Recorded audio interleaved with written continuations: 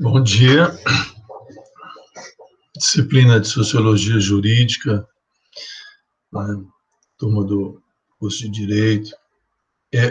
Vamos ter agora, nessa videoaula 9, né? A nona videoaula, vamos ter uma conversa rápida sobre a teoria crítica, sobre a sociologia crítica, aquela parte em que, quando a gente falava da gênese do direito do Cavalieri, né?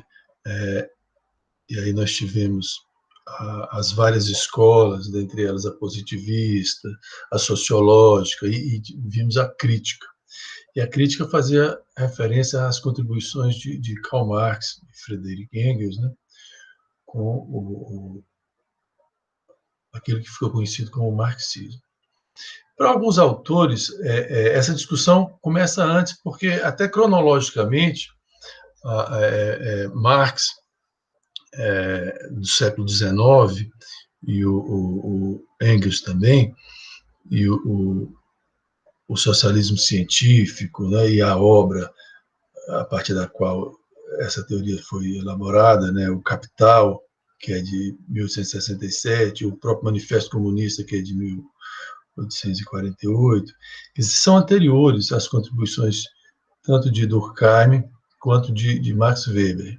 Mas alguns autores, como o Cavalieri, faz questão de colocar depois no seu livro, mas nós temos o Felipe Gonçalves Silva e o José Rodrigo Rodrigues, no Manual de Sociologia Jurídica, que já inicia o seu livro com esse capítulo, que seria a, a crítica da ideologia e emancipação, Marx, o direito e a democracia. Ora, eu sinto a necessidade, até mesmo como historiador que sou e professor há muitos anos, de fazer alguns comentários antes de entrarmos nessa temática, que já é a contribuição de Karl Marx para o pensamento jurídico, o pensamento político, o pensamento a respeito da economia política, não é? E na sua discussão sobre superestrutura. Não é? Eu sinto a necessidade, então, da gente minimamente tratar aqui de algumas noções necessárias para que a gente possa entender essa abordagem, principalmente porque há muito preconceito, há uma carga ideológica muito grande quando se fala de Karl Marx, enfim. Hoje nós estamos no Brasil e em parte do Ocidente vivendo um período histórico em que a chamada guerra cultural, né, contra o marxismo cultural. Estou vendo aí a questão no Brasil, como é que anda a Funarte, o Ministério da Cultura, né, influências aí de Olavo de Carvalho, enfim, nós estamos com várias questões que causam ruídos na discussão científica, inclusive no questionamento da própria ciência, né, em tempos de pandemia, o negacionismo. Estamos vendo isso na questão ambiental, já falamos aqui, né? Estamos aí nega-se as próprias queimadas que estão, a fumaça está chegando no sul do Brasil e no leste dos Estados Unidos. Enfim, são tempos difíceis, tempos sombrios, né? Mas nessa discussão, então, eu fiz questão de deixar um pouco para depois, para a gente ter subsídios para poder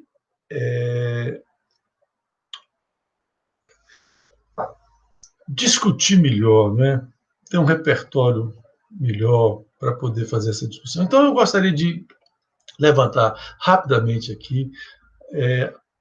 Me preocupava muito a questão do tempo, mas eu acredito que a gente possa minimamente fazer essas contribuições aqui para a gente avançar, né? Então, o que seria, então, essa vertente marxista, né? Lembrando que Marx, então, nós já falamos, é um clássico, e aí é importante a gente ter essa clareza.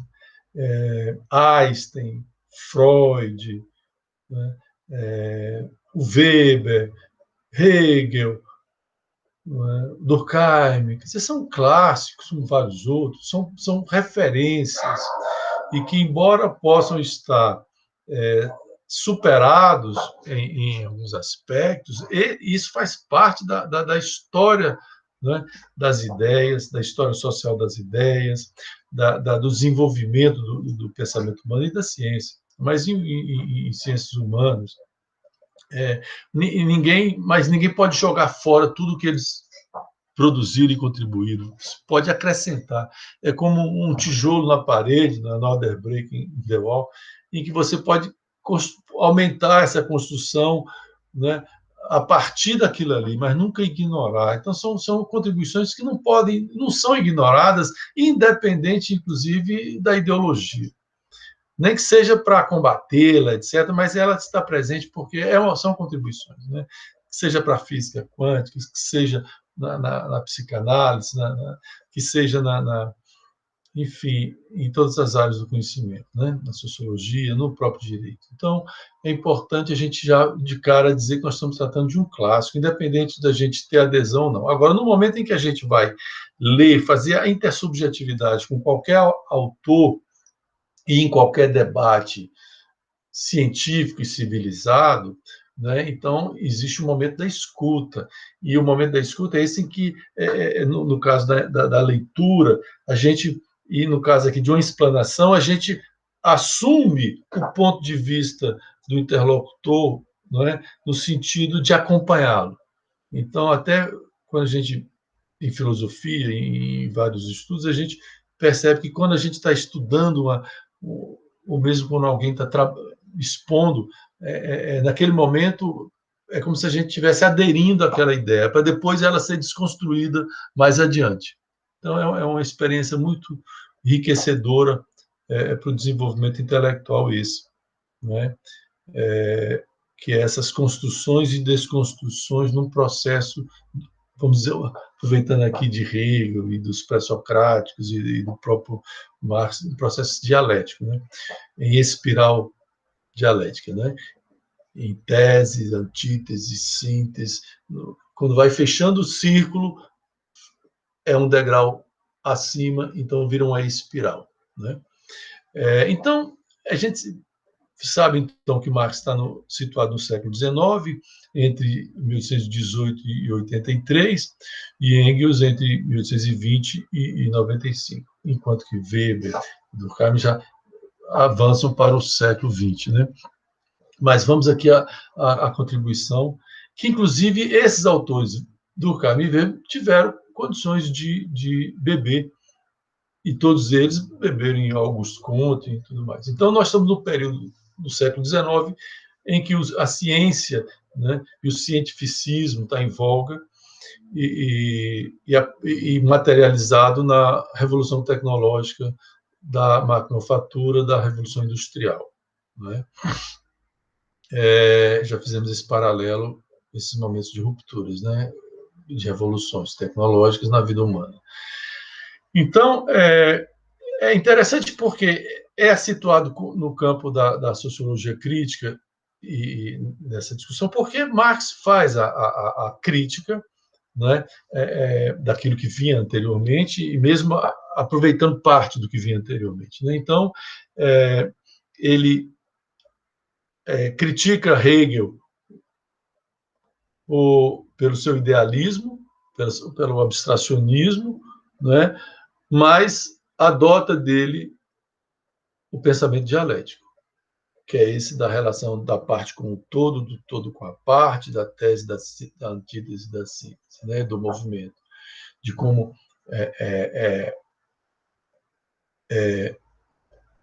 acontece, inclusive, o movimento da vida, né, incorporando a ideia da contradição, né? Isso é importante. Isso é uma abordagem da realidade em que você aborda, no caso do marxismo, vai assimilar a contradição como inerente da vida social, né? E isso vai ter desdobramentos, né?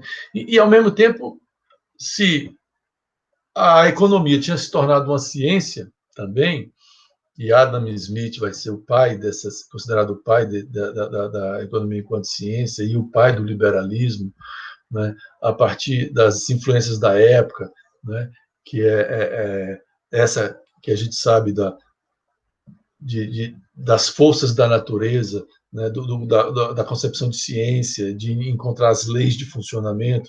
E aí uma das leis que ele aponta é essa lei da oferta e procura, o laissez-faire, né, por isso que deixa acontecer, influenciados também pelas teorias, né, que já vinha desde os gregos, né, da fisiocracia, né, o governo da natureza, né. Então, o que depois se tornou essa mão invisível do mercado, né, como uma força, né, que é natural, e isso foi reificado, né, naturalizado no mundo cultural e econômico.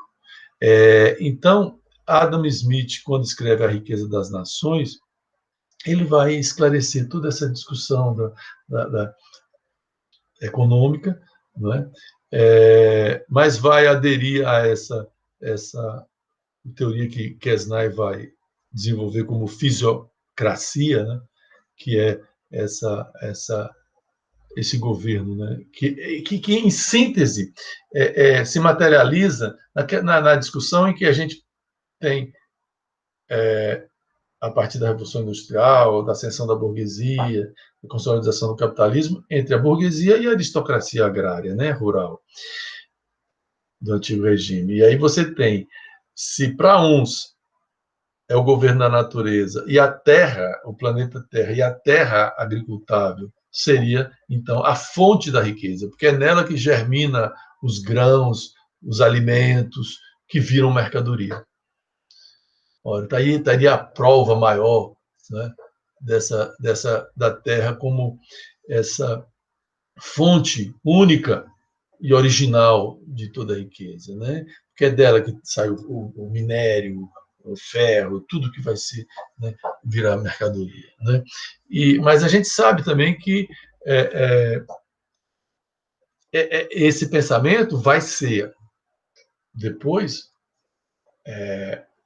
esse aspecto de ser a terra, a fonte da riqueza, vai ser questionado por David Ricardo, que é inglês, que vai dizer, não é a terra, é o trabalho sobre a terra que produz a mercadoria.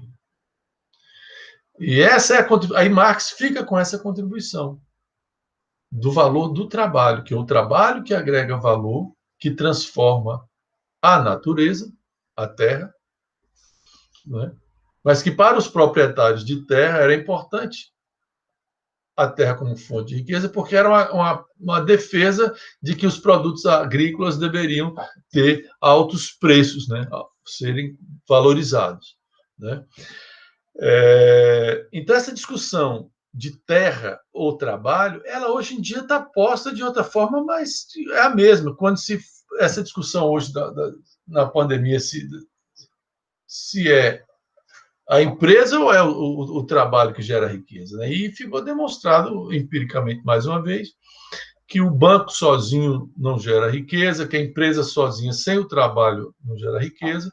Daí empurrar todo mundo para dentro dos ônibus para poder trabalhar e adoecer, e efeito manada, aquele negócio todo, para a economia não parar, porque sem o trabalho não existe economia, não existe produção. E a tecnologia sozinha não funciona, porque precisa de alguém. Se antes operava a máquina, agora opera o computador, o que seja, não é? Mas a tecnologia ela não é autônoma totalmente, né? E aí essa é a discussão importante, porque essa discussão nos traz a essa discussão necessária de valorização ou não do trabalho, de reconhecimento ou não do trabalho na organização social, porque vai para outras discussões, que é essa da uberização do trabalho, de quem trabalha não ser considerado mais como trabalhador, mas como colaborador, da discussão que vai ser feita por esse autor sobre a exploração do trabalho através da mais-valia, de pagar menos do que ele produz, além do lucro, etc., mas essa exploração que agora avança também como forma de expropriação, porque além de explorar, você ainda utiliza o que ele tem e o que ele não tem, no caso da uberização, o veículo, no nosso caso de professores, o computador, a internet, você começa a pagar para trabalhar, né? Isso aí já é expropriação, né? E, enfim, é uma discussão muito interessante para se fazer, mas a partir de pressupostos científicos. Por isso é que é importante saber historicamente como é que essas coisas foram pensadas pela humanidade, para a gente não ficar reinventando a roda, né? E essa discussão não é fácil porque ela é carregada de emotividade, de passionalidade, daquele irracionalismo que a gente aproveitou da discussão de Max Weber, né? Das tipologias, né? Racionais e irracionais e tudo mais. Então, é complicado. E a gente está vendo isso aí, na questão do uso da máscara, do distanciamento social, enfim. Então, essa contribuição, né, a partir dos estudos da economia, da filosofia, da história. Então, lembrando, Marx era um economista, era filósofo, primeiro filósofo, doutorou-se, não conseguiu trabalhar na universidade por conta das suas posições hegelianas, né, que na época eram combatidas, enfim, e foi para a imprensa trabalhar na imprensa. Mas, e por que Engels? Porque Engels era o seu parceiro, coautor das obras e em muitos casos, e muitas vezes, o seu financiador, e era um herdeiro de empresas, empresário e tudo mais, mas era um intelectual, né? E foi fundamental nessa trajetória. Então, por isso é que ele vai discutir as concepções filosóficas, né? Porque a própria economia era um ramo da filosofia social. Adam Smith é que vai dar ela. Se Durkheim deu para a sociologia, é Adam Smith que vai dar para a economia o status de ciência. Né? Então, isso fazia parte era objeto de estudo, né, de Marx e Engels, né? Principalmente Marx. Então, essa discussão sobre a economia e sobre a filosofia que vai, então, se debruçar sobre o funcionamento da economia industrial e agora capitalista. Mas é ele que vai fazer a contribuição essa nova categoria que nós estamos chamando de capitalismo. E justamente a sua obra, O Capital, na discussão sobre o capital, porque todos esses conceitos vão começar a surgir a partir da economia ciência, né? A discussão do salário, valor, preço, né? O capital e etc. Né? Então, veja, qual é a discussão e a contribuição básica de Marx? Ele, não sendo só economista, mas sendo filósofo, né? Uma visão mais ampliada, ele vai, então, fazer uma leitura histórica da civilização e da humanidade a partir de modelos macro, né? De sistemas, do que ele chamou de modos de produção e da economia. E por que a economia? Porque a economia é a base material da vida humana, né? Então, a vida humana, ela é necessariamente material corpórea e a sua manutenção exige essas relações de produção, circulação e consumo de bens, mercadorias, etc. Então, é interessante porque ele vai, então, fazer a divisão da história da humanidade a partir das relações sociais de produção, das revoluções tecnológicas naquilo que ele chama de forças produtivas, a partir dos tipos de trabalho ou mão de obra que surgem, e com elas de segmentos sociais, e que no capitalismo vai ser chamado de classe social, no caso do operário, no caso do feudalismo servo, do escravismo escravo, etc. Então, essa abordagem que vai tentar esmiuçar, a partir do evento da Revolução Industrial, entendendo, vocês estudaram isso no ensino médio, né, que o artesanato se transforma em manufatura no período da expansão marítima das colônias, para produzir mais, sai do doméstico e vai para o galpão, para a oficina.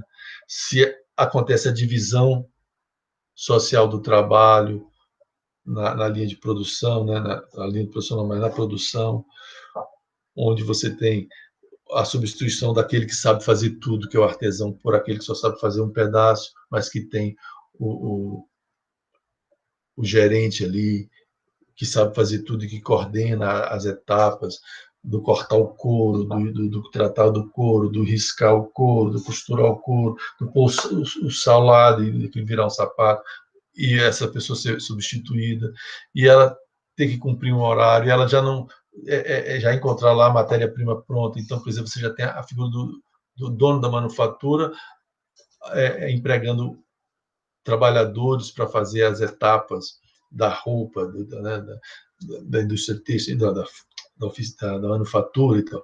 E depois isso, com a introdução da máquina, nós já discutimos isso em outros momentos, a maquinofatura, a energia a vapor, a elétrica e tal.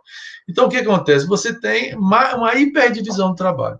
E nós já vimos antes, não foi à toa, tanto em Durkheim quanto em Weber, como a discussão da socialização ou não socialização do indivíduo na sociedade, na introjeção daquela consciência coletiva, né, da coercitividade que é anterior ao indivíduo, né, e que é assimilada via educação, né, tanto familiar, do trabalho, escolar, etc. Quer dizer, como é que isso, da solidariedade no trabalho, da relação de confiança, quer dizer, tudo isso sofre modificações quando o ato de trabalhar sofre interferência de mudanças tecnológicas que mudam a forma de trabalhar, como a gente está vendo agora com o ensino remoto, né?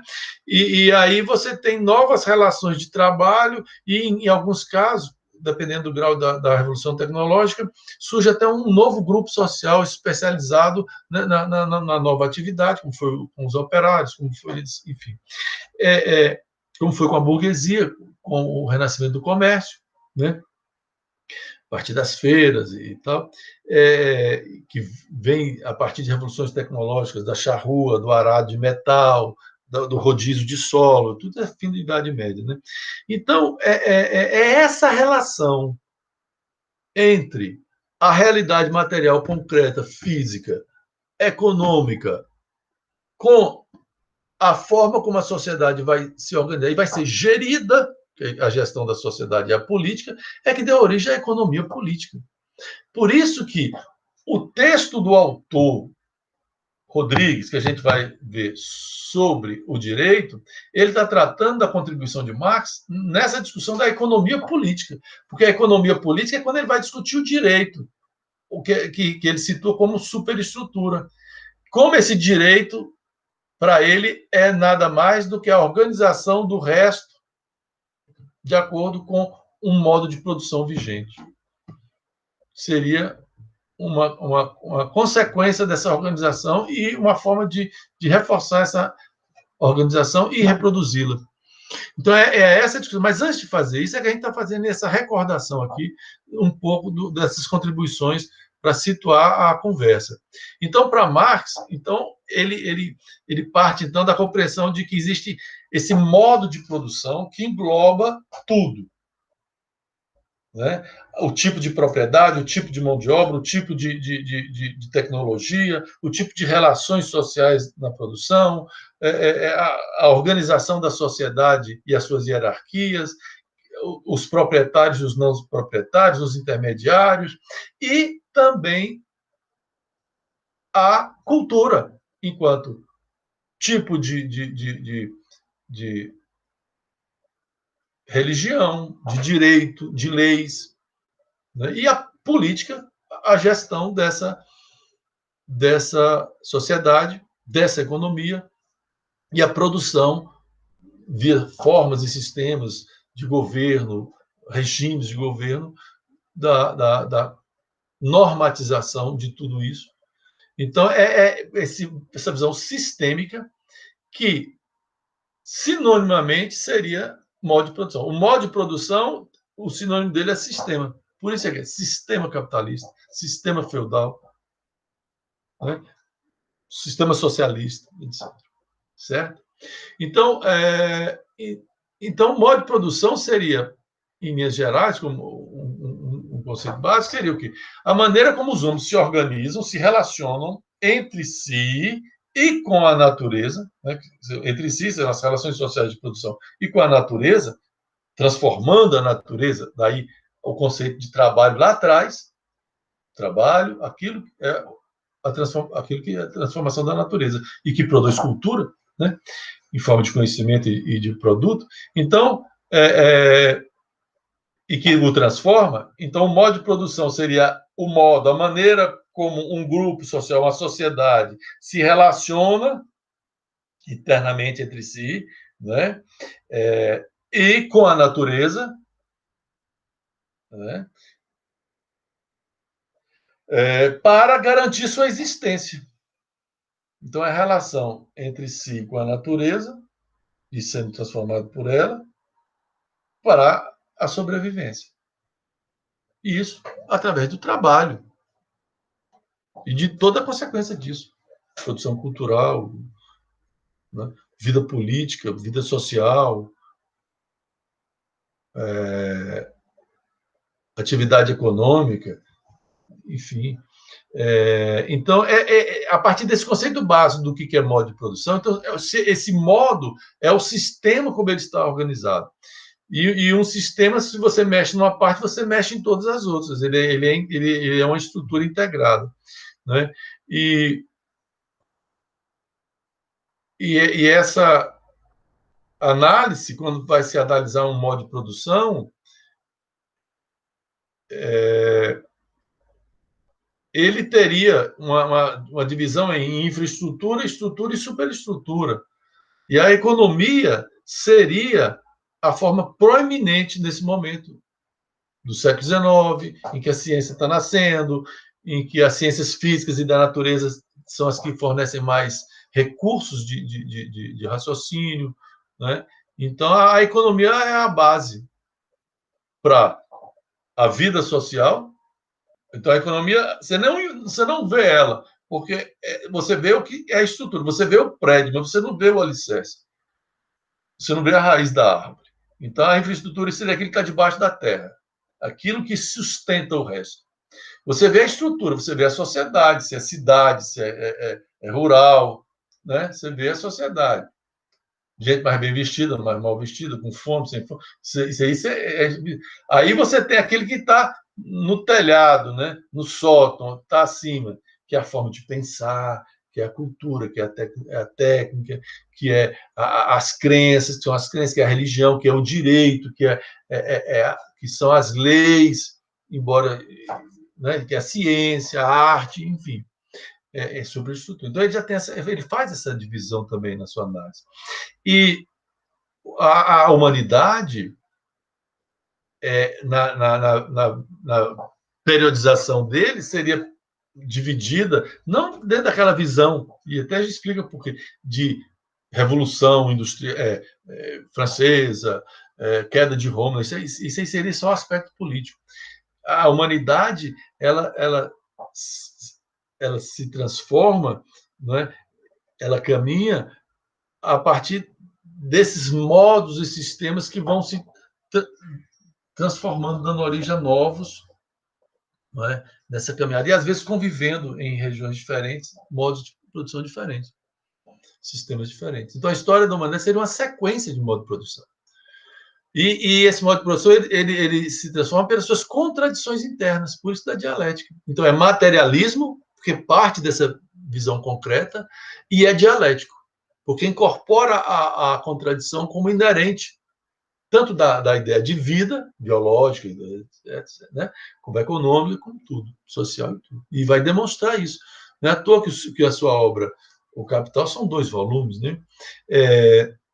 Então, veja, e aí ele vai demonstrar em cada modo de produção o funcionamento, as características, tarará, e como, em que momentos que surgem as mudanças que vão causar a ruptura, né? E como esse novo grupo que surge começa a reivindicar e ter importância, né? E substituir o anterior no comando da vida social, né? Através de revoluções. E foi o caso da superação da aristocracia pela burguesia na Revolução Industrial, a partir da Revolução Industrial, comercial e urbana e cultural que antecedeu. Então, é um caminho. Aí tem todo o processo histórico, né, com o período de transição, do qual o mercantilismo seria o pré-capitalismo. Esse momento da manufatura seria, através da acumulação primitiva do capital, seria a transição para o capitalismo, entre o feudalismo e o capitalismo, o mercantilismo, ou o capitalismo comercial, ainda como foi chamado também. Então, ele faz todo esse estudo. Essa é a grande contribuição dele, que não tem como jogar fora. Gostando ou não, ela está incorporada hoje ao conhecimento da humanidade. Isso é um clássico, né?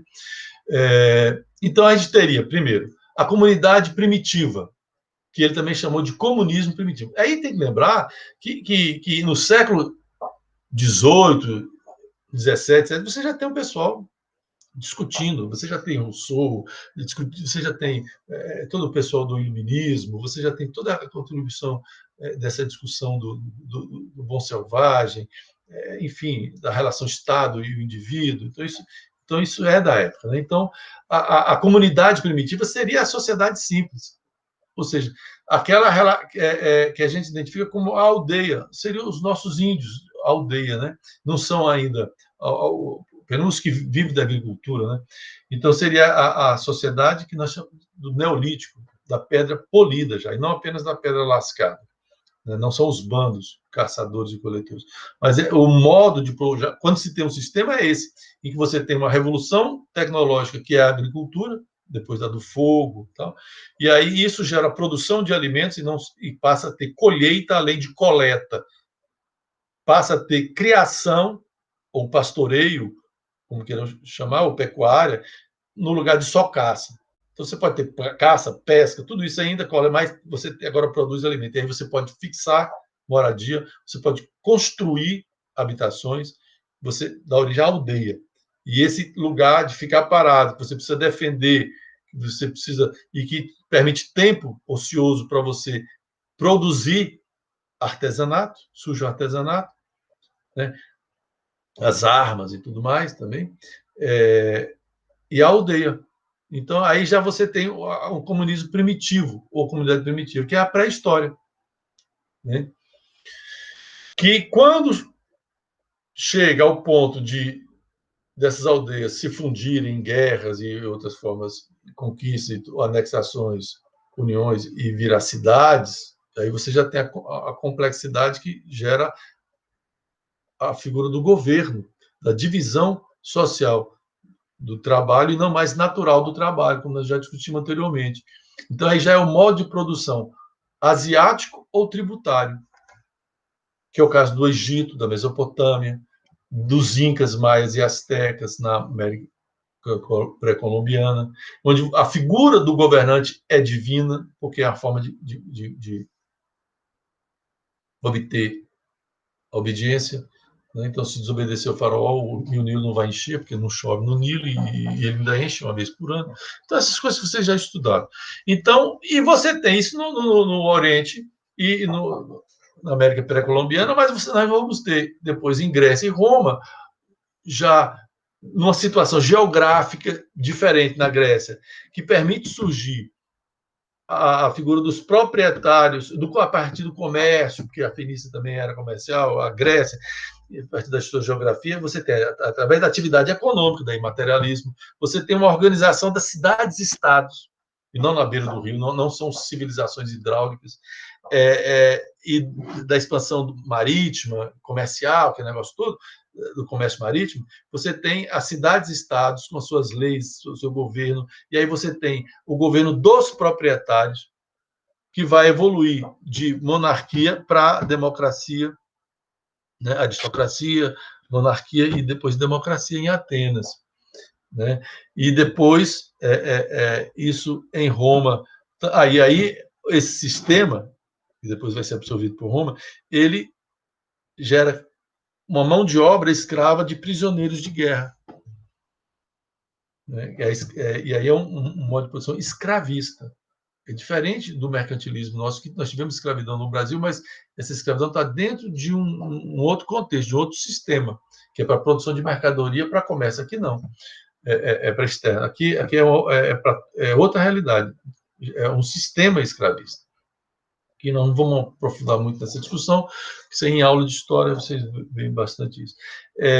Então, esse modo de produção escravista de Grécia e Roma que vai, com as invasões bárbaras, né, enfim, com o fim do Império Romano,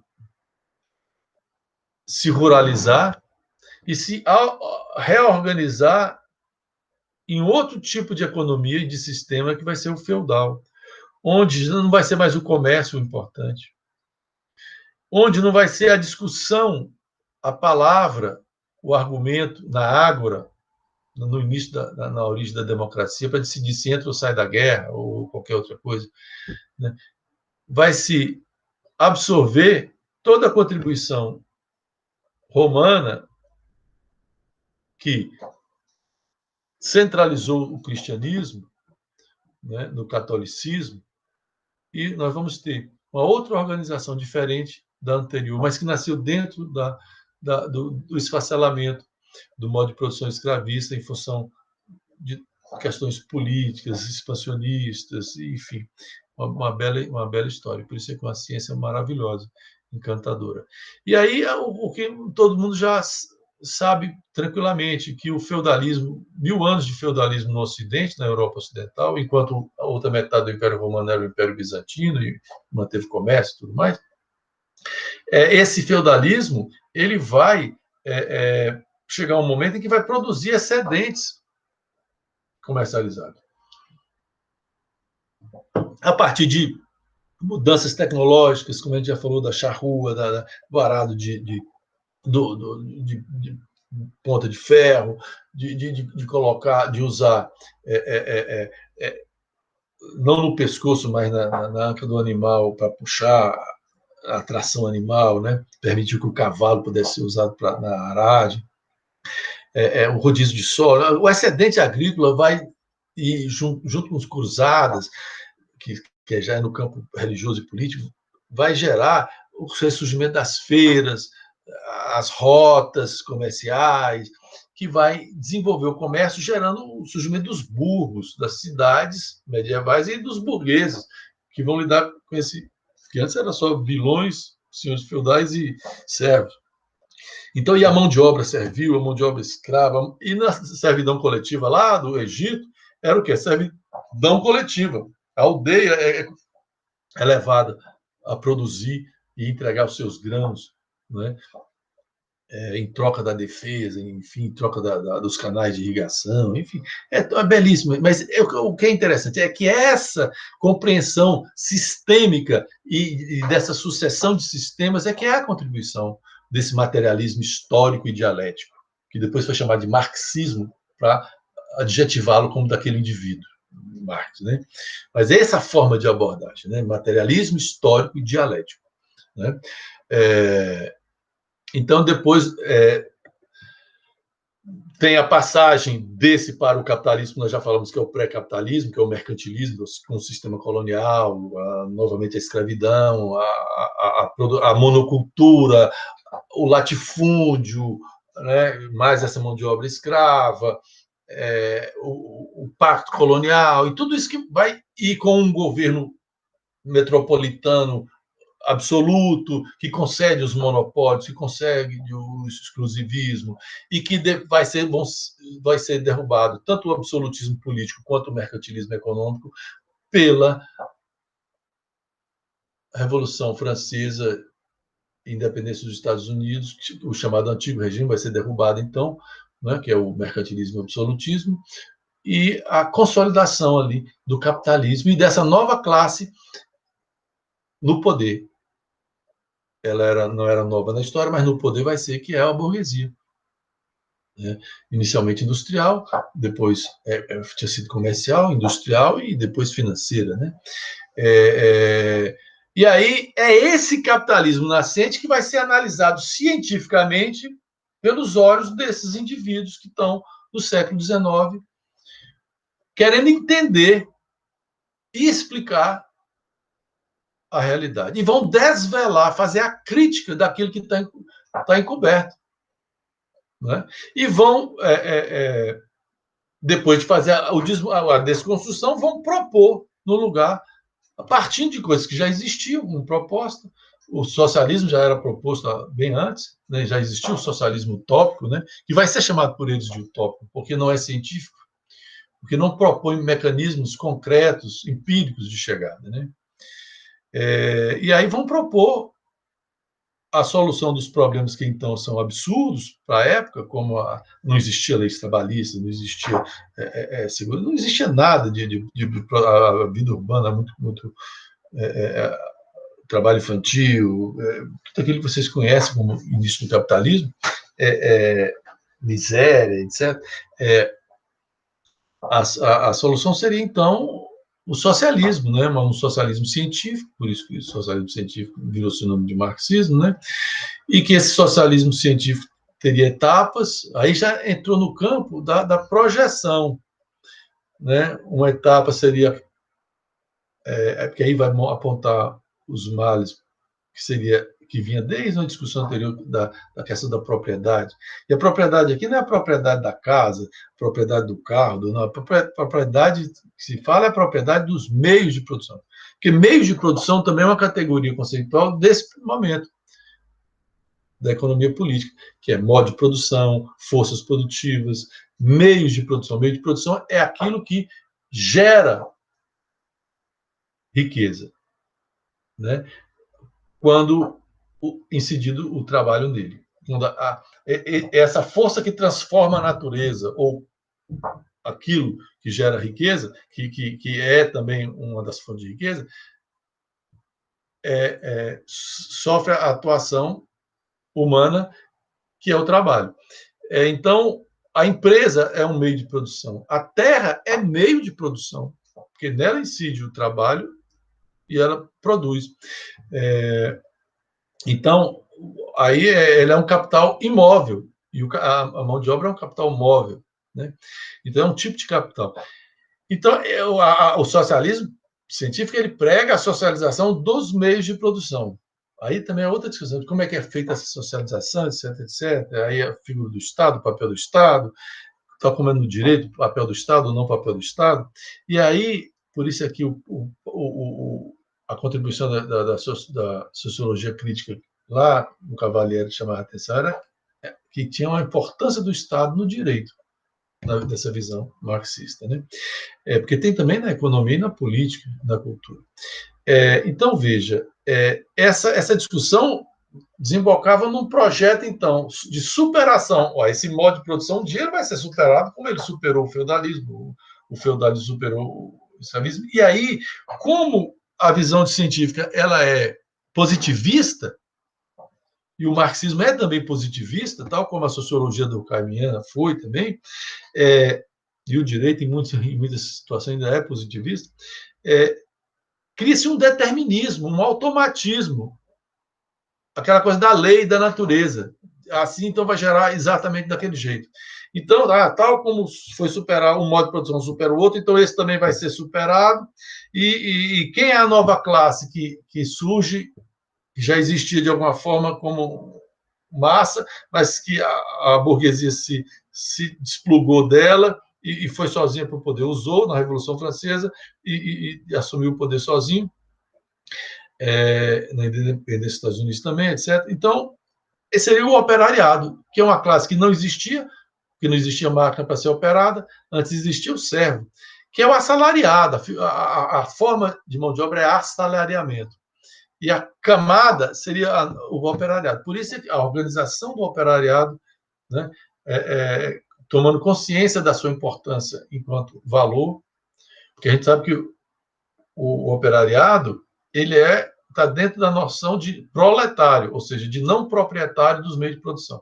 E aí é uma discussão que vem lá do início da Revolução Francesa, da industrial, quando você tinha as ideologias proletárias, né? O combate ao problema do trabalho e do trabalhador quando surge a máquina, teve o ludismo, que foi um movimento de quebra de máquinas na Inglaterra, porque o mal era a máquina que estava desempregando, tirando as pessoas do campo, enfim. Depois houve condenação, enforcamento, etc. Aí veio o cartismo, que foi aquele movimento de escrever carta para o rei, para proteger, para criar leis trabalhistas, proteção, etc., ao trabalhador, que não deu em nada, e o que gerou a consciência de que eles tinham que criar associações para defender, fazer greves, e aí tinha que arrecadar do salário dos colegas para poder sustentar o movimento com comida enquanto estava sem trabalhar, sem salário, né, porque o salário era, né, diário, né, enfim, não era salário como a gente conhece hoje. Então, ludismo, cartismo, aí veio o sindicalismo. Essa evolução, essa transformação, né, esse processo, até chegar ao sindicalismo. E depois a união dos sindicatos por categorias, em centrais trabalhistas, e até chegar no internacional. Né? Bom, aí o que acontece? Essa consciência, né, dessa classe é que faria com que ela tomasse as rédeas da história e tendo a consciência, inclusive, aí para uma ala, aí tem a grande divisão, a ala que isso é possível se for em todos os países ao mesmo tempo, que tem industrialização, e vai ter outra ala, não, vamos fazer primeiro no nosso país, e foi a ala que venceu na União Soviética quando Stalin vence Trotsky, depois até manda assassiná-lo, e aí depois essa potência engole as outras e impõe o socialismo. Mas aí o que está se discutindo teoricamente aqui é essa coisa de que essa classe, então, oprimida, tomando consciência de si, de quem ela era, teria consciência depois para si, em si, para si, e chegaria ao poder e organizaria uma sociedade mais humana, né? Onde o importante seria a própria sociedade, não o lucro, o capital, etc. E a gente está vendo um conflito agora, não só com a questão da pandemia, mas com a questão ambiental, né? Entre a vida de todos e do futuro da humanidade com os interesses econômicos de um grupo. E é o desvelamento de que, mesmo que haja o discurso de que é para todos, mas no sistema capitalista, inaugurado com a indústria, você tem o interesse de um grupo prevalecendo e o interesse do lucro econômico de um grupo prevalecendo sobre os demais interesses da sociedade. Essa é a grande crítica e que está no campo já da ideologia proletária. Porque se tem a ideologia burguesa, como o próprio liberalismo, vai ser demonstrado que ele é ideológico, porque ele não mostra as coisas tal como ela acontece verdadeiramente, segundo essa outra vertente do ponto de vista dos trabalhadores. Então, o ludismo, cartismo, o sindicalismo e o socialismo se filia, então, a essa vertente de leitura do mundo a partir do olhar de quem trabalha, de quem não é proprietário de meio de produção.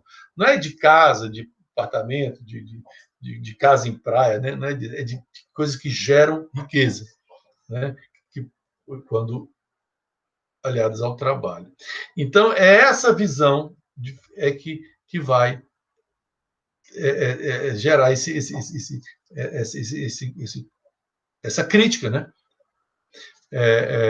E aí, nessa visão, você teria essa sociedade que seria, então, socialista, mas esse socialismo teria que passar por esse momento de tomada, de revolução, por isso é que ela é violenta, porque ela é violenta não só no sentido da guerra e da morte, é de mudança brusca. E aí você teria essa etapa chamada socialismo, para chegar no comunismo, para tentar ter um pouco daquela relação que tinha na comunidade primitiva, sem voltar tecnologicamente, mas de que a minha caça, eu não como dela, quem come é o outro, eu como a da... Sabe, essa relação de reciprocidade? E aí, esse comunismo primitivo foi o primeiro modo de produção, né, e que Rousseau faz referência a ele no Bom Selvagem, etc. Então, a gente tem a noção de democracia de Rousseau e a de Luc. A de Luc é a liberal, burguesa, e a de Rousseau é para inspirar o socialismo, inclusive, que é a ideia da maioria prevalecer, né? Então, esse comunismo seria esse ápice do socialismo, né? Onde aí a figura do Estado é importante para poder fazer essa condução, gerir isso. Okay? Daí da teoria para a prática é outra coisa, porque em ciência a gente sabe que a gente tem o fenômeno que vai ser teorizado e que depois essa teoria sofre novas acréscimos, modificações, superações, a partir de novas experiências e novas situações, como a gente está vendo agora na questão da vacina e tudo mais. Então, e aí, essa relação entre teoria e prática é que o marxismo chama de praxis, inclusive. A praxis seria essa síntese, né? Então, o problema é que a maneira como é feita essa síntese é que também tem desvios e tudo mais. Agora, se funciona ou não funciona, isso é uma outra grande discussão. Então, aí a questão é o seguinte, que esse comunismo seria capaz de dar a todos, não aquela igualdade chã que a gente é bombardeado que deva ser, mas é aquela que cada um segundo a sua necessidade e a sua capacidade. Então aceita níveis de diferenças, mas não de desigualdade. Né?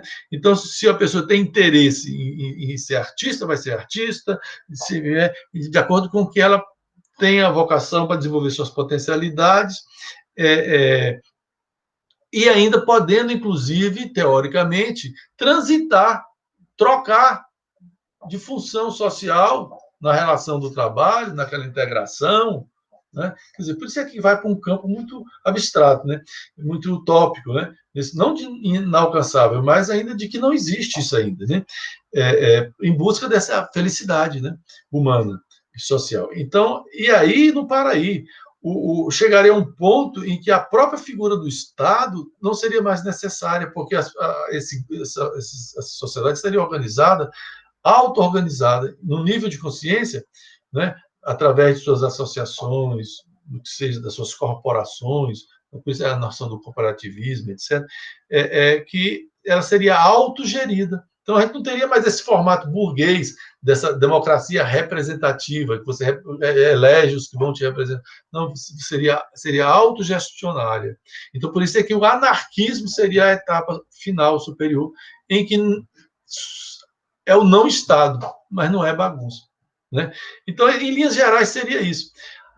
Esse socialismo científico, esse materialismo histórico dialético, ele cristalizou algumas categorias, né, na sua teoria, como, por exemplo, a luta de classe, como o motor da história. Por que a luta de classe? No capitalismo, a gente tem classe. Né? Em outros modos de produção, eram estamentos, castas, etc.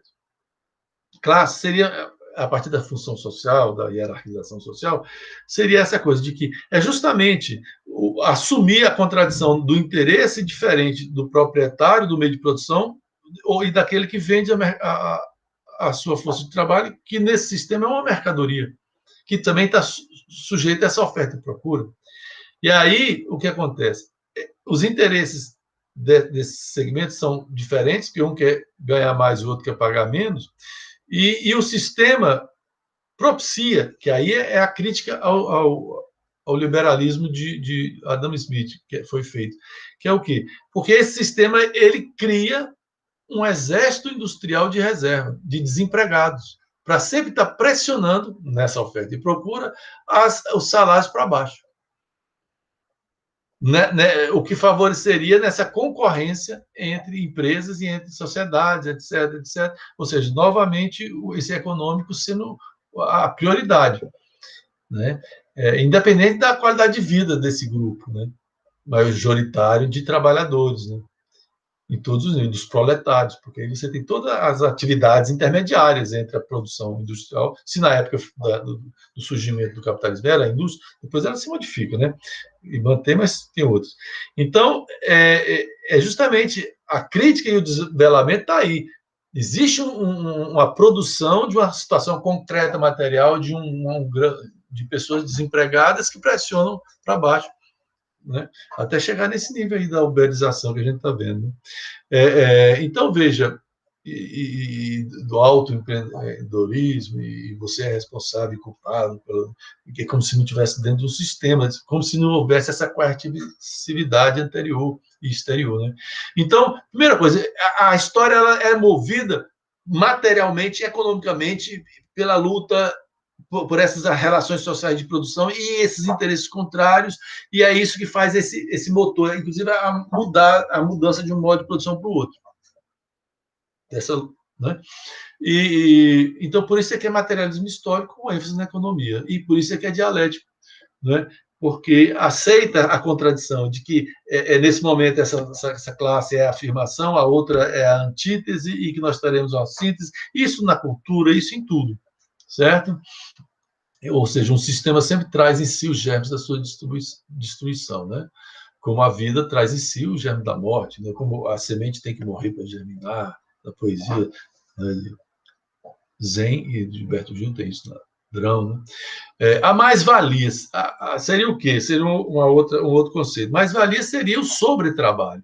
Seria, porque se você pega cientificamente, por isso que a economia é ciência, estatisticamente, matematicamente, você calcula, o custo de cada sapato é esse, porque gastou tanto de aluguel, tanto de energia, tanto de mão de obra, divide por quantos produziu no dia, então cada unidade custou tanto.